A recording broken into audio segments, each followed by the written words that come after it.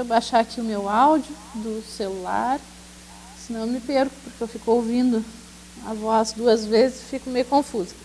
Coisa boa, né? Chegamos de novo aí, mais uma semana de aula. Espero que vocês estejam animados, porque eu estou animada. E acredito que a gente vai conseguir avançar bem na matéria hoje. Vamos aprender coisas boas, importantes, que vão dar uma boa alavancada aí da nossa fé.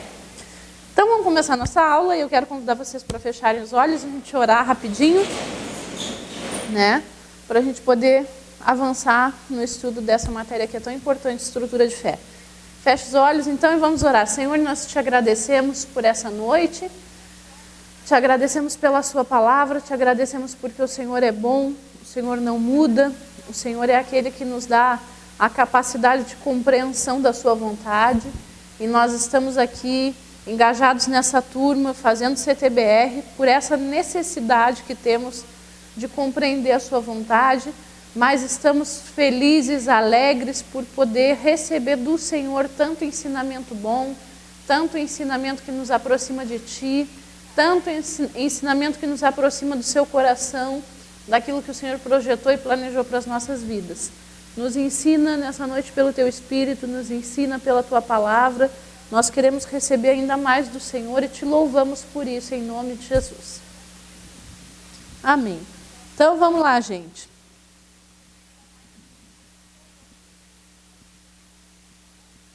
Tá bem atrasado, José, o áudio. Daqui a pouco ele normaliza, né? Tá. Eu vou acompanhando no celular como é que está sendo aí o nosso áudio. No início ele fica bem atrasado, depois ele normaliza. Daqui a pouco ele normaliza, tá tudo bem. Vamos seguindo, deixa eu baixar o máximo que dá para não me perder. Então, gente, na última aula, nós ficamos em que parte? Falamos sobre sem fé é impossível agradar a Deus, né? Usamos Hebreus 11:6. E hoje a gente vai ver algo bem importante que a gente precisa entender, que às vezes a gente tem um pouquinho de dificuldade, mas vamos ver isso na Bíblia. Abram a Bíblia de vocês em Romanos 14. Vamos lá para Romanos 14.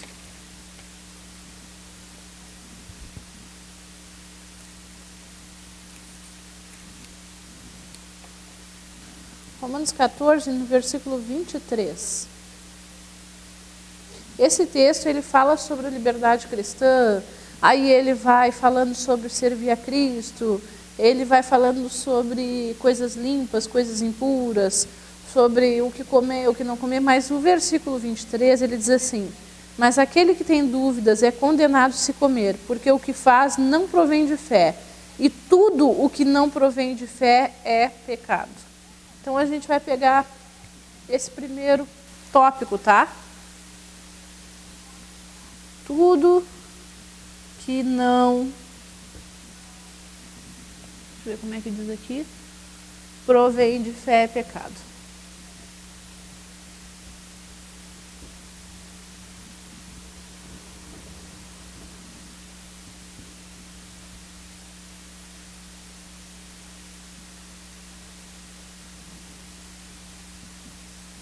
E o nosso texto, Romanos 14, 23. Muitas vezes, a gente pensa assim, eu tenho que tomar uma decisão importante, mas eu não estou bem seguro dessa decisão. Eu não sei se eu devo tomar essa decisão, eu não sei se é esse o caminho, eu não sei se é assim que Deus planejou para mim, eu não sei se esse é o momento, eu não sei se essa é a hora, enfim, eu não sei. Eu sei que eu tenho que tomar uma decisão. O Wilson ainda estava falando com vocês, né, sobre mudança. A gente deseja mudanças na nossa vida, mas muitas vezes a gente não sabe se realmente a gente está no caminho certo, se aquilo é a direção certa, se nós devemos tomar aquele rumo naquele momento, enfim. E eu amo esse texto porque ele nos diz que tudo que não provém de fé é pecado. Tudo, gente, tudo que a gente fizer, se não existir fé envolvida, a gente já está errado. Muitas vezes não é a questão de tomar a decisão ou não, daquela decisão será certa ou não, mas o simples fato da gente dar muita vazão para algo chamado dúvida. Essa palavrinha aqui, ó, dúvida. É a dúvida que nos leva a errar, é a dúvida que nos leva a pecar, é a dúvida que nos leva a falhar quando nós estamos diante de decisões importantes. Por quê? Porque a primeira coisa que a gente precisa entender é o seguinte: o que nós temos como parâmetro para tomar as nossas decisões? Primeira coisa para decisão como parâmetro, a palavra. A palavra, certo? Segunda coisa, eu tenho a palavra, eu fui lá, eu li, ok, Deus concorda comigo pela palavra. Eu preciso avaliar o testemunho interior. O que é o testemunho interior, gente? Testemunho interior é a voz do Espírito de Deus dentro de mim, me dando segurança, testificando dentro do meu espírito que, ok, é essa a direção. E muitas vezes eu vou perceber esse testemunho interior através, sabe do quê?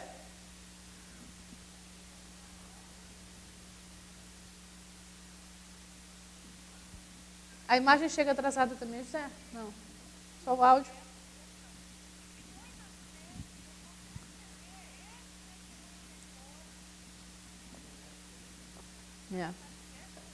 Está bem atrasado.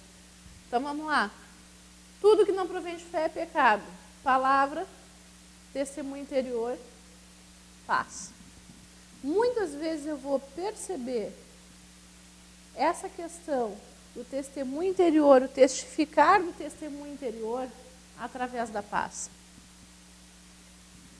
Através da paz. Por que através da paz? Porque a paz, ela vai trazer a segurança que meu coração precisa para avançar ou para parar. Guardem só um minutinho, que eu só tenho que acertar um negócio aqui. Espera aí. Só um minuto, gente.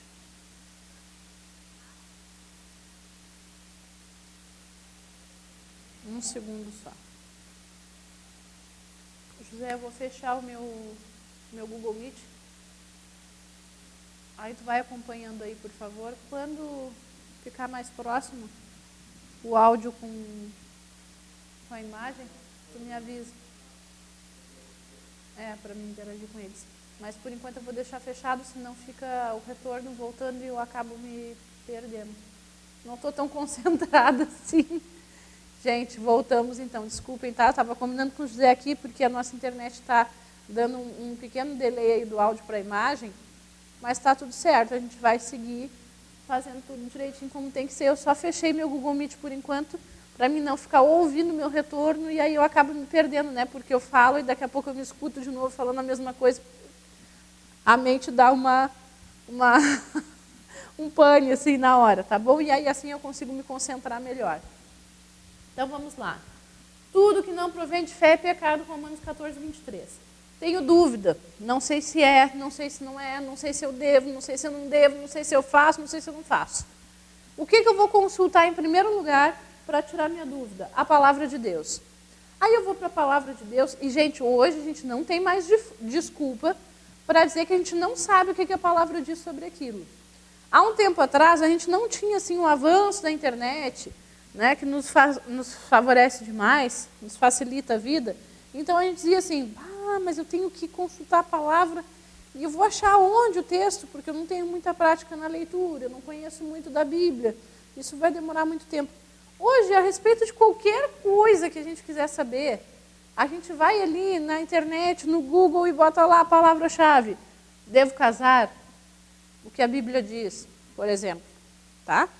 Aí a Bíblia vai dar uma série de textos lá dizendo se sim, se não, enfim. Aí, ok, eu consultei a palavra, eu achei os textos que me dizem sim, que me dizem não. O Espírito Santo me ajuda nisso tudo, até achar os textos, ele me ajuda. Aí eu vou consultar o meu testemunho interior. Como eu já expliquei, é a voz do Espírito dentro de mim. E muitas vezes o testemunho interior ele vai se manifestar através de paz. O próprio Deus nos mostra pela sua palavra, o próprio Espírito Santo nos testifica sobre isso. E a Bíblia nos diz o quê? Seja a paz o árbitro em vosso coração. Ou seja, é a paz que me direciona. É a paz para avançar ou é a paz para parar? A paz tem que estar firme dentro de mim. E aí eu vou contar algo para vocês que vocês vão entender que muitas vezes a gente toma decisões que a gente deveria envolver fé. Ó, vou circular aqui para a gente não esquecer, que esse aqui é o nosso tema principal. Nós tomamos decisões que nós deveríamos envolver fé, mas nós tomamos essas decisões na dúvida, e muitas vezes a voz maior que fala dentro de nós para a tomada da decisão não é a palavra, não é o testemunho interior, não é a paz. Sabe o que é? Em muitas situações, a necessidade. Tomamos decisões importantes baseadas na necessidade. Quem nunca tomou uma decisão baseada na necessidade e se deu mal depois? Todo mundo. Todo mundo já tomou essa decisão baseada na necessidade e se deu mal depois. Vou contar para vocês uma decisão que a gente tomou, eu e meu marido, baseados na necessidade, e nos demos muito mal depois. Em 2010, a gente foi para Campina Grande e passamos um ano lá estudando. Foi uma decisão ótima, maravilhosa. Voltamos em 2011. Quando nós voltamos em 2011, um irmão foi para Campina Grande e ele estava com a casa dele montada aqui, né? Enfim, tudo pronto lá.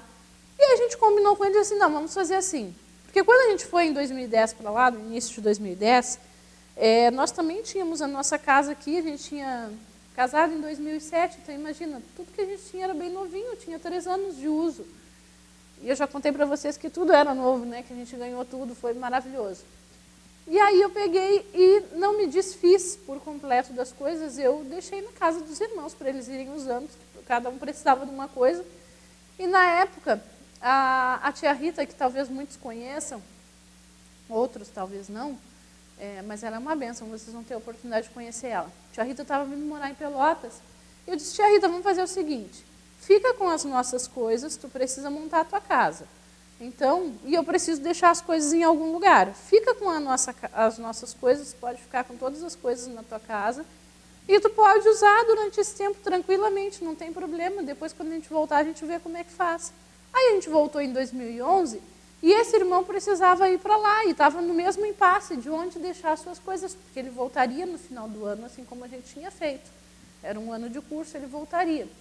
E a gente disse para ele, não, então vamos fazer o seguinte, a gente fica na tua casa, deixa tudo montado, no mesmo lugar onde tu mora a gente fica, e a gente não pega as nossas coisas agora, deixa mais um ano com a tia Rita, não tem problema, tranquilo. Fizemos esse acerto, eles foram embora para Campina Grande, nós ficamos na casa dele. Naquele ano eu fiquei grávida do Davi, logo em seguida, acho que foi em fevereiro, eu fiquei grávida do Davi. O Davi ia nascer em novembro, e eles já estariam voltando no iniciozinho de dezembro. Então, a gente já teria que procurar uma casa, né? Passamos todo aquele ano no apartamento deles, moramos lá naquele ano. Quando chegou a época que o Davi nasceu, nós já não voltamos para o apartamento, porque era no 4º andar, e a gente já teria que entregar o apartamento mesmo, eles já estavam se organizando para voltar. Então, a gente já pegou e não voltou para o apartamento, a gente já juntou as coisas, tudo, ficamos uma semana na casa da tia Rita, que ela já nos acolheu de chegada, assim, e depois mais 3 semanas na casa da Lúcia, que era no mesmo condomínio onde a tia Rita morava. Então, nós ficamos um mês morando, nós os dois, um bebê recém-nascido, que chorava, que era uma beleza. Sabe, quem já tem a experiência aí, né, quem já é pai, já é mãe, sabe bem como é. Né? Um bebê que chora de noite, incessantemente. Um detalhe, esses apartamentos, aí a irmã Renilda, acho que mora ali no Village Center, é um condomínio residencial que tem aqui em Pelotas, eram lá no Village. E eu ficava muito constrangida, porque todos os vizinhos escutavam a noite toda ele chorando. né? Mas tudo bem, mas foi uma bênção, elas nos acolheram. Eu é que ficava constrangida, né, gente, de saber que eu estava acordando a vizinhança toda, com ele chorando. E aí a gente teve que procurar casa, porque imagina, a gente já estava um mês na casa de pessoas que tinham gentilmente nos acolhido, mas a gente não podia interferir na vida das pessoas assim nisso. A gente já estava procurando casa, e lá vai, lá vai, lá vai. E a gente estava aqui, ó, apertado aonde? Na necessidade de achar uma casa. Porque a gente já estava um mês deslocado. Então pensa, no apartamento da Lúcia, a gente levou todas as nossas roupas para lá, porque a gente ainda não tinha buscado os nossos móveis, mas aí a sala da Lúcia ficou assim, ó, mala, sacola, tudo. E eu já estava muito desconfortável com toda aquela situação. Sem contar todo o fato de ter o primeiro filho, né? Porque quem tem aí sabe, o primeiro filho é uma adaptação para tudo. Depois a gente já vai ficando mais tranquilo na caminhada, mas no primeiro é complicado. E a gente tinha a necessidade de achar uma casa. E aquela correria para achar uma casa, achar uma casa, achar uma casa. Um dia alguém me disse assim, tem uma casa aqui perto da igreja, vai ficar bom para vocês. Porque até então a gente sempre tinha morado longe da igreja. E aí, uma casa perto da igreja, pensa, maravilha, né, para se deslocar, para tudo.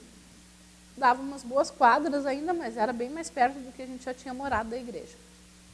Nesse período, o Wagner veio trabalhar na igreja, já estava trabalhando na igreja. Então, o nosso deslocamento era sempre todo para o centro, para a igreja. E fomos ver a casa que tinha sido indicada.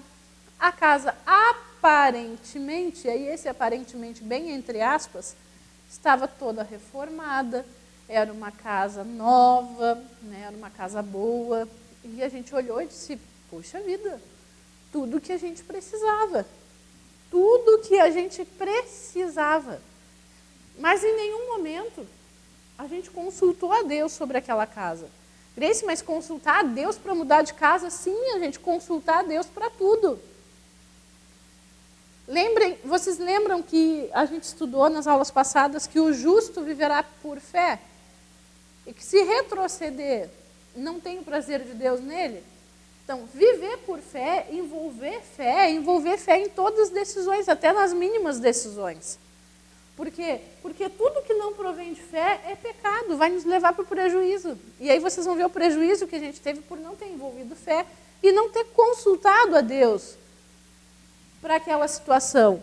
Nós vimos que tudo colaborava para aquilo que a gente precisava. Então, poxa, só pode ser de Deus. Sabe quando tudo colabora, assim, tudo parece que está perfeito, encaixadinho? Só pode ser de Deus. Vamos para casa. Beleza. Mudamos para casa. Quando nós mudamos para casa, nós começamos a perceber que algumas coisas não tinham ficado assim muito boas nessa reforma que eles tinham feito. Na primeira chuva, gente, que deu, aqui em Pelotas chove muito no período do inverno, né, e tem umas chuvas aqui que a gente chama de temporal. Então, é aquela coisa bem feia, assim, com muito vento, com muito raio, enfim. Na primeira chuva que deu, apareceram 9 goteiras dentro da casa, só para vocês terem uma ideia. A casa era pequena, era uma casa de 2 quartos, um banheirinho bem pequenininho, minúsculo, a sala e a cozinha integradas, e aí tinha um pátio, né, grande, mas 9 goteiras dentro da casa. Eu disse, pronto. Assim, a gente tinha que pular os baldinhos para conseguir passar com as 9 goteiras que apareceram. E eu disse, gente, isso não pode. Isso não pode, isso não pode, isso não pode. Mas, ok, chamei o dono da casa e disse, olha, está cheio de goteira, a reforma que vocês fizeram não deu certo. Ele disse, não, a gente vai chamar o pessoal então para ver e tal. Aí eu disse, sabe quando te dá um alerta assim? Eu disse, eu vou ver alguém da minha confiança. Chamamos o Beto. Beto, sobe no telhado e olha para a gente como é que está esse telhado, porque ele conhece, né? Ele trabalha com construção e aí ele conhecia. Ele subiu no telhado, ele disse, eu não sei como esse telhado não caiu na cabeça de vocês. Porque a estrutura que foi feita não está presa, está só encostada. Aí eu disse, Jesus, está bem, vamos lá. Chamamos o dono da casa de novo, ele, não, nós vamos arrumar, a gente vai providenciar. Numa véspera de retiro de carnaval, Pensa aí, Davi tinha 3 meses. Véspera de retiro de carnaval, eles resolvem ir arrumar o tal do telhado da casa. Tá ótimo, tudo bem. Só que antes disso, detalhe, Deus, ele nunca nos deixa enganados. Nós não tomamos a decisão certa de consultar ele, mas ele não nos deixa enganados. Antes da gente mudar para casa, eu tive um sonho. E no sonho, eu via um lugar que eu não sabia identificar onde era, e eu via um prédio muito velho, um prédio bem velho, assim. E aí, nesse prédio, eu dizia assim, eu vim para cá para trazer luz. Eu vim para cá para trazer luz. E aí eu pegava e via pessoas ao meu redor, como se fossem bandidos, assim, que vinham falar comigo no sonho, e diziam assim, se descobrirem que a gente está aqui, nós vamos matar vocês. E eu dizia, vocês não vão me matar e eu não vou sair daqui. Ele dizia, e aí essas pessoas que falavam comigo, elas diziam, vocês têm que sair daqui. Nós não queremos vocês aqui.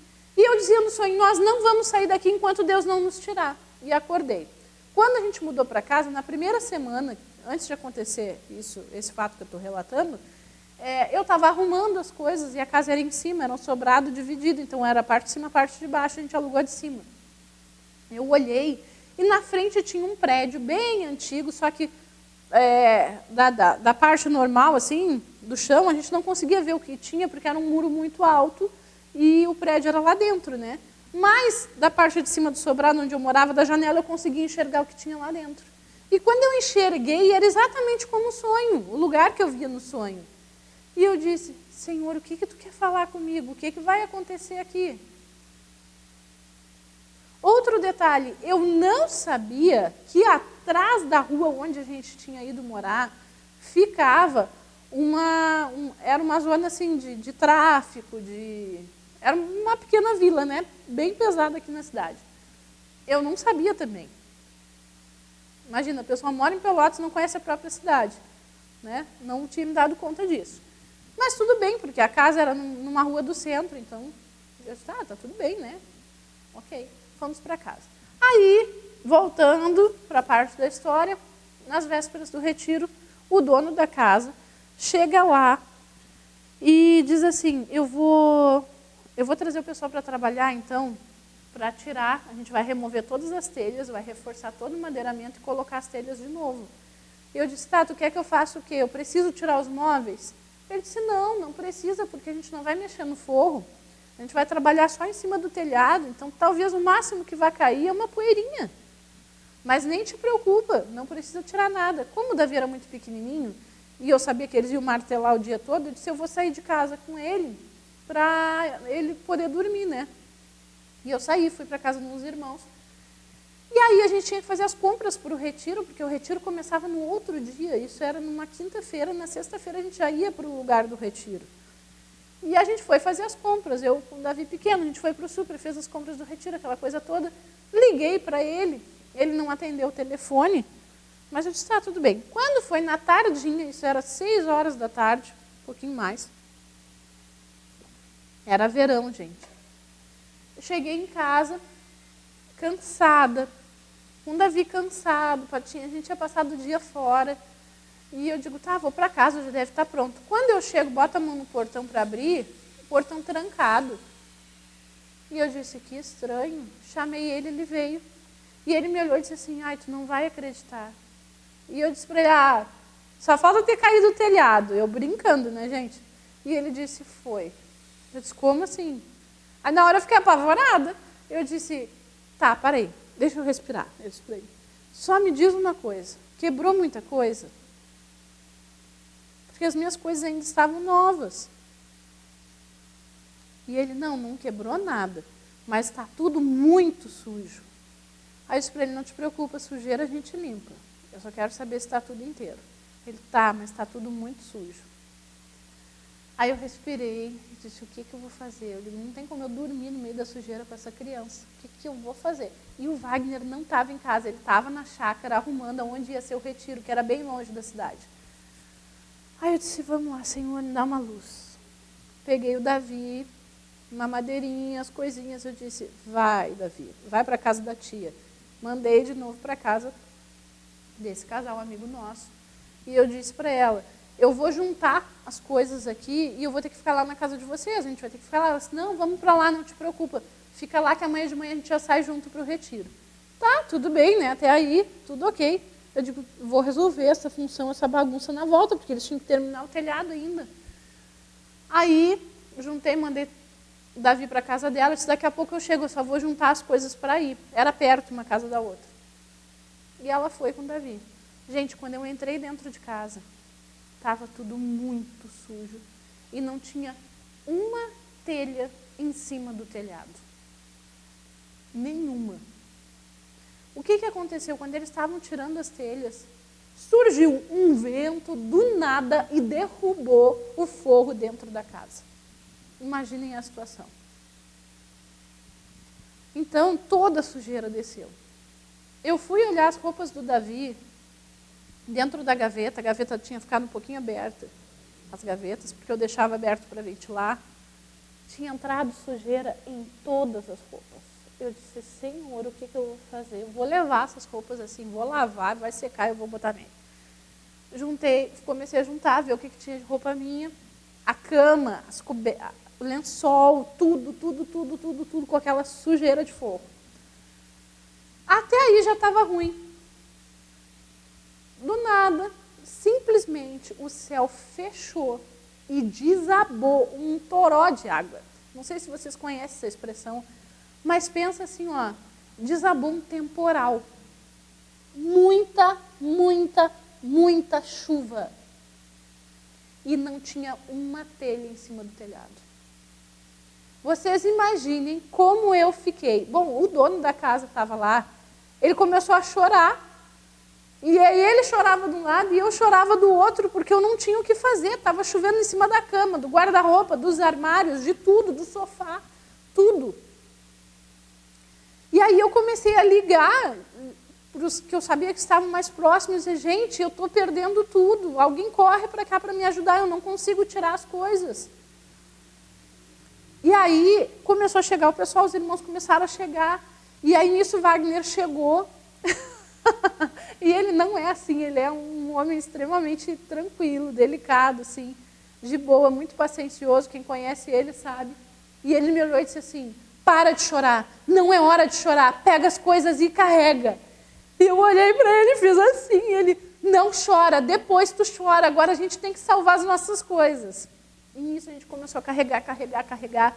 As nossas roupas todas molharam, a gente não tinha roupa para vestir, escorria aquele caldo preto na parede. Pensa aquela cena de destruição, assim, era a cena da nossa casa. Escorria aquele caldo preto na parede, os fios, escorria água, eu não sei como a gente não levou um choque ali dentro. Sabe, a água descia pela lâmpada, pelos fios, era uma coisa pavorosa. Dentro da casa, a água começou a subir, chegou na canela, assim, isso que tinha por onde descer, eu não sei o que aconteceu. Foi tudo muito rápido. E aí eu disse, perdi tudo. O que eu vou fazer? A gente desceu todos os móveis, tudo que deu para descer. O guarda-roupa, que era grande, a gente não conseguiu descer. O máximo que a gente fez foi jogar uma lona em cima dele e tentar salvar. Os nossos armários que estavam na parede, a água entrou neles, inchou, foi aquela coisa horrorosa, assim. Vocês não têm ideia. Mas o que deu para descer de coisa pequena, o sofá, o que deu para tirar, a gente tirou a cama. Descemos tudo para a casa de baixo, que ainda estava desocupado. E aí, gente, pensa assim, ó, eu olhava aquela situação, tudo molhado e muito sujo. Parecia aquela cena, sabe aqueles noticiários que a gente vê na televisão, quando, sei lá, desce um barranco e enche tudo de lama, aquelas coisas bem pavorosas, assim, que a gente nunca imagina passar na vida. Eu não sabia se eu chorava, o que eu fazia. Aí pronto, aí quando a gente terminou de descer tudo, eu parei, chorei. Aí nisso o pastor chegou, me abraçou e disse, minha filha, podia ser pior, vocês podiam estar dentro da casa na hora que caiu o telhado. Tá tudo bem, essas coisas a gente resolve. Aí eu respirei e disse, temos um retiro para fazer. Vamos para o retiro. Na quarta-feira eu vejo como vão ficar as coisas. Fechei a porta, a gente fechou a porta atrás de nós e saímos. Fomos para o retiro.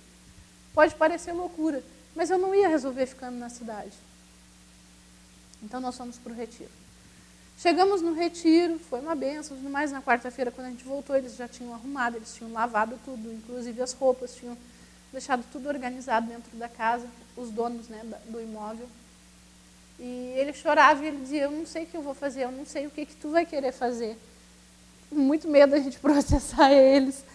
E eu disse, a gente não vai fazer nada, porque tu não tinha como prever que isso ia acontecer e a gente também não. Então, vamos seguir a vida. Tudo bem. Até aí, tudo certo. Tinha sido uma experiência ruim, mas a gente se recuperou. Seguimos morando na casa.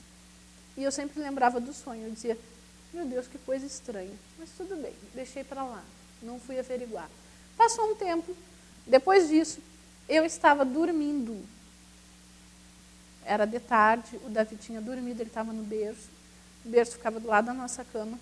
Eu estava deitada na cama, dormindo, e simplesmente despencou uma parte do forro em cima da cama com uma pedra assim, do lado do meu travesseiro.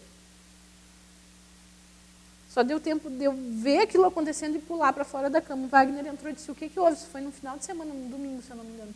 Eu disse, eu não sei, eu estava dormindo e eu só senti um barulho, ouvi um barulho e só deu tempo de eu pular. Ele disse, meu Deus, o que tem nessa casa? Tá, tudo bem, a gente aceitou, vamos lá. Num outro final de semana, nós estávamos em casa e simplesmente um enxame de abelha passou pela casa e resolveu entrar. Gente, foi aquela cena de desespero.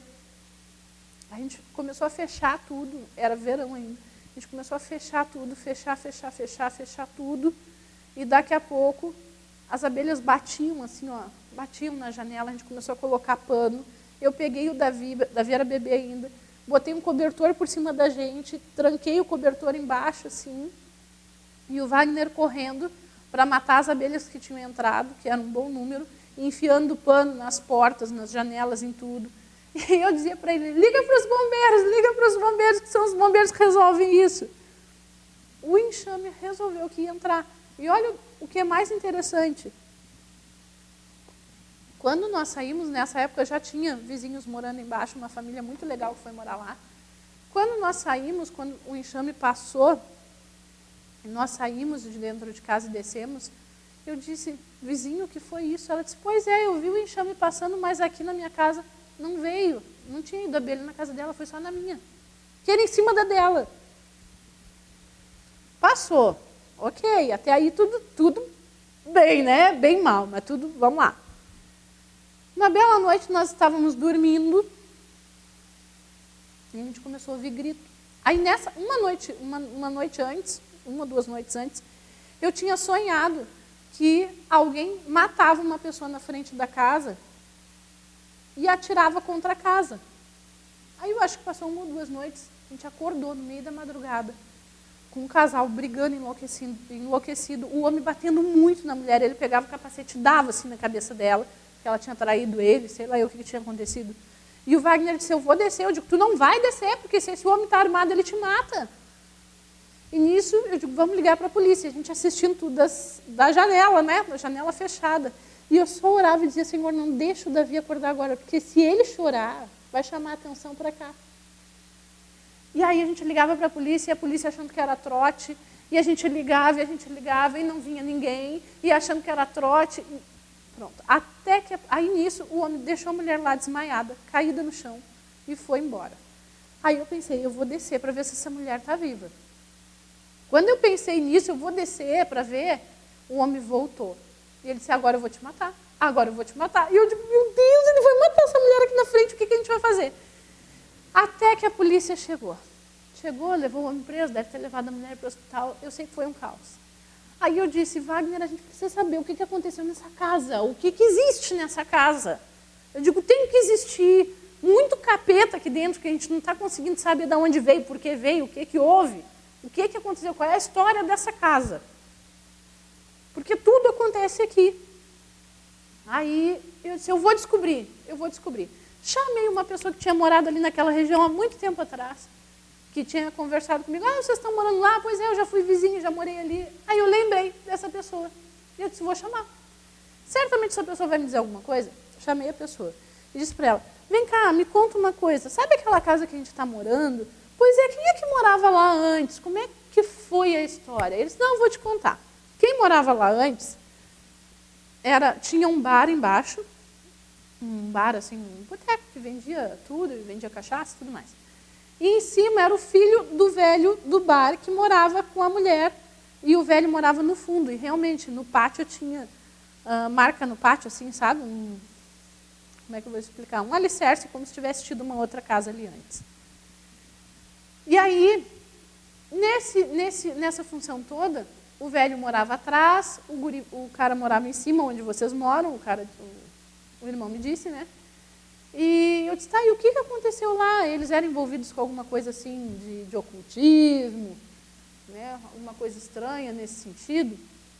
E aí ele disse, sim, era, a mulher era. Mas o que aconteceu foi assim, ele descobriu que a mulher estava traindo ele e subiu e se matou. Ele se matou lá na casa onde vocês moravam. Eu disse, como assim? Como é que é esse negócio? Ele disse, sim, ele se matou lá. Aí nisso o velho morreu também. E a casa ficou fechada há muitos anos. Ninguém queria comprar a casa, porque sabiam que o homem tinha se matado lá na casa. Aí essa casa ficou fechada há muitos anos, até que veio alguém e comprou. E agora vocês moram lá, deve ser esse cara que comprou. E eu disse, e tu sabia de tudo isso, tu deixou eu ir para casa e não me contasse. E ele disse, tu não me perguntou? E eu digo, gente, que consideração, hein? Ainda brinquei com ele. Cheguei em casa e disse, Wagner, descobri. Tudo faz sentido. Tudo faz sentido. Eu digo, todos os demônios que dominavam a vida dessa gente, que levou esse homem à morte, eles estão aqui. Eles continuam aqui. E quando eu sonhei que eu vi o ambiente, que eu vi a situação, e que vinham essas pessoas... Só um pouquinho.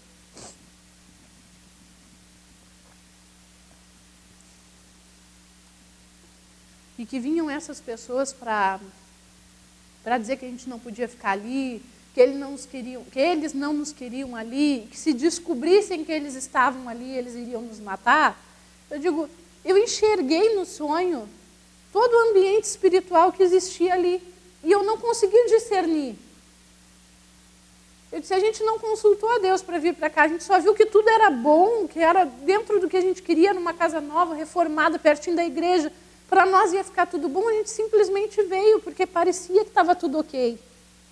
E a gente tinha necessidade de mudar rápido, porque a gente precisava de uma casa. Aí o Wagner disse, é verdade, faz sentido. Aí nisso a gente começou a orar. Aí a gente começou a orar e começou a expulsar, a mandar embora. Não, a gente está aqui, nós somos luz, é vocês que vão ter que sair, não importa quanto tempo vocês ficaram, mas vocês vão sair, em nome de Jesus a gente começou a orar. Aí veio o dono da casa Pelotas, ele era cristão também, aí a gente disse para ele, tu sabe a história dessa casa que tu comprou? Ele disse, não, eu só comprei porque ela estava muito barata e eu achei que era um baita negócio. Eu digo, outro movido pela necessidade. Tá, tudo bem. Aí a gente contou a história para ele. E ele disse, capaz, que é isso? Eu digo, tu não achou estranho uma casa muito abaixo do preço? E ele, não, nunca nem percebi. Aí ele disse, e agora? Eu digo, não, agora tá bom, né? Porque agora a gente já soube, a gente já orou, a gente já fez a limpeza, meu filho. O que tinha que fazer, a gente já fez. E tá ok, a gente seguiu morando lá mais uns meses e orando sempre, consagrando aquele lugar a Deus e tudo mais, e lá vai. Quando foi em novembro do mesmo ano, a gente não passou um ano na casa. Quando foi em novembro do mesmo ano, ele nos chamou e disse assim, tive um problema e preciso vir morar na casa, vou precisar que vocês desocupem a casa. A gente olhou para ele e disse, tu tá de brincadeira, né? Agora que a coisa está tranquila, que a pior parte já foi. Tu quer que a gente simplesmente saia da casa assim? Eu digo, eu saio para onde? Com uma criança, eu tenho que achar uma casa. Aí eles estão até o final do mês. Eu digo, não, até o final do mês não. Tinha o quê? 10, 15 dias para achar uma casa. A gente disse, não, só um pouquinho. Quando a gente achar a casa, a gente vai te comunicar. Não é assim, a gente tem pelo menos 3 meses para sair. Então, fica tranquilo.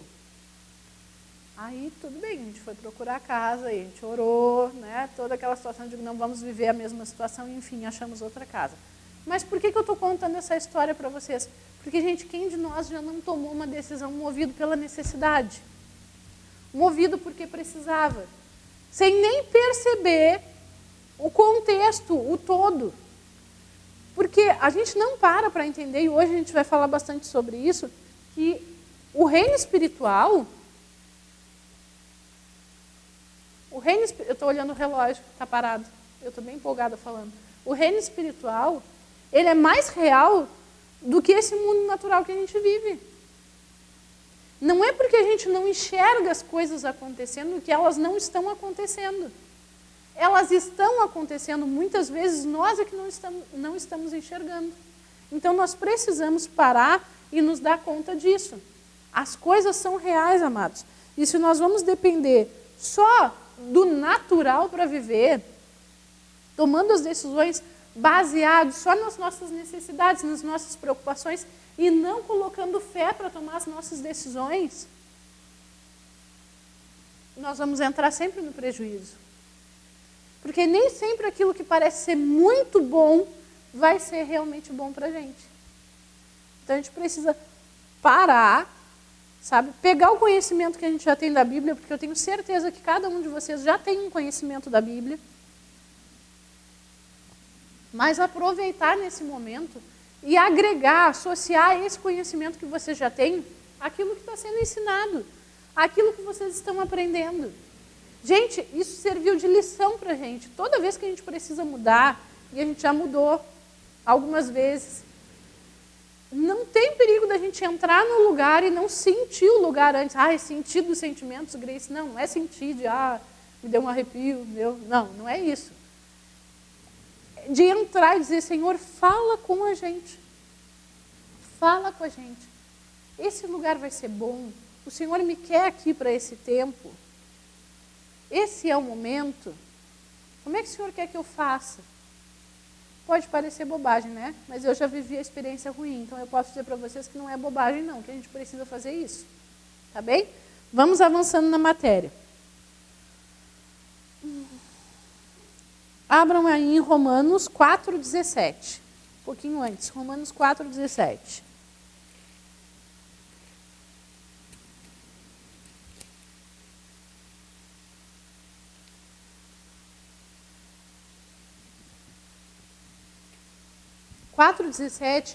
Está falando sobre Abraão, depois a gente vai falar sobre ele mais na segunda aula de hoje, tá?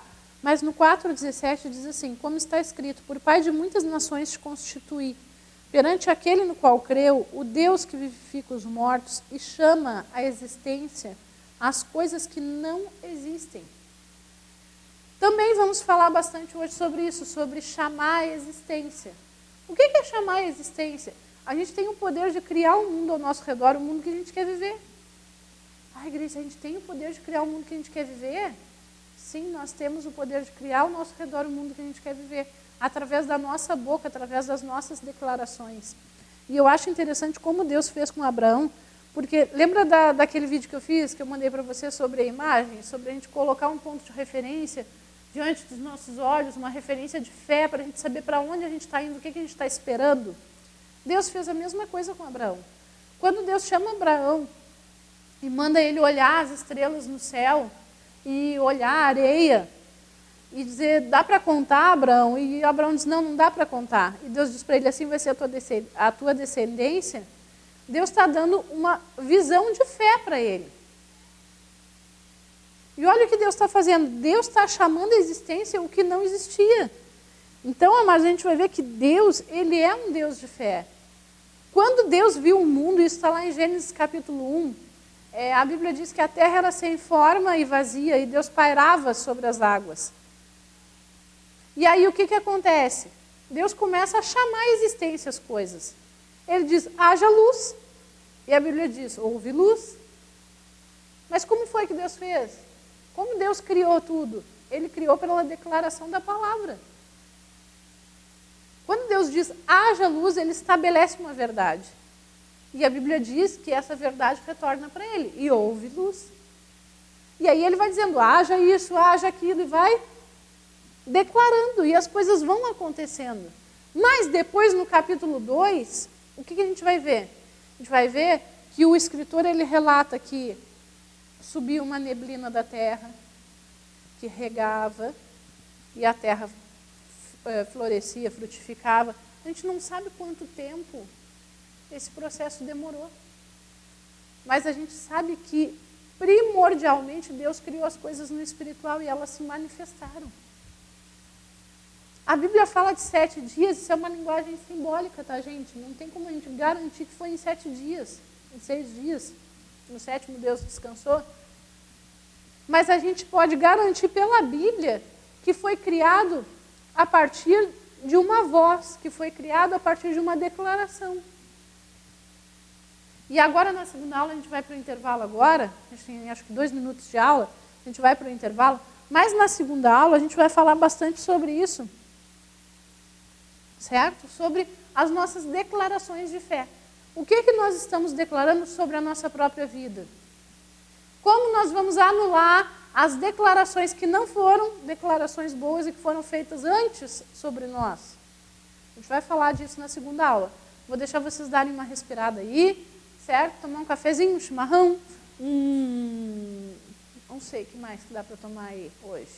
Um suquinho, certo? E daqui a pouquinho a gente volta. Antes da gente ir para o intervalo, deixa eu ver. Abram a câmera aí só para mim dar um oi para vocês, para mim enxergar vocês, que eu ainda não enxerguei vocês hoje. Que coisa boa. Todo mundo aí. Mariana, Ana Késia, Patrícia. A Patrícia é interessante demais, porque a gente já se conhece de muito tempo, né? E é tão bom ver ela assim no CTBR junto com a gente. Isso me trouxe tanta alegria quando eu vi a Patrícia e o Leonardo conosco. E eu vou contar uma coisa engraçada. Eu dei aula para o Leonardo quando ele era pequeno. Mas a gente não conta isso para todo mundo, assim, a gente conta só de vez em quando. Agora o Leonardo já está um homem, já cresceu, já tem a família dele. A Patrícia está falando, Zé, bota som para mim aí que eu estou sem som, por favor.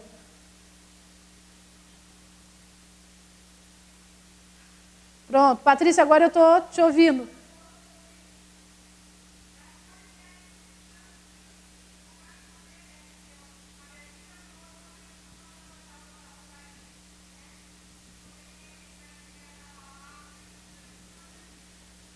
Coisa boa, né?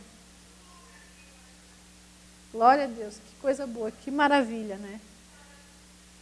E eu ainda estou mais feliz, mais abençoada ainda com esse link que a gente pode fazer com o Simão Dias agora, gente, que coisa boa, que coisa boa. É muito bom a gente estar junto. Aí a gente se estendeu, né? A gente foi para Caxias, a gente foi se esticando assim com o CTBR, que coisa maravilhosa. Tá? Vamos fazer nosso intervalinho então, daqui a pouquinho a gente volta e segue o nosso estudo de hoje.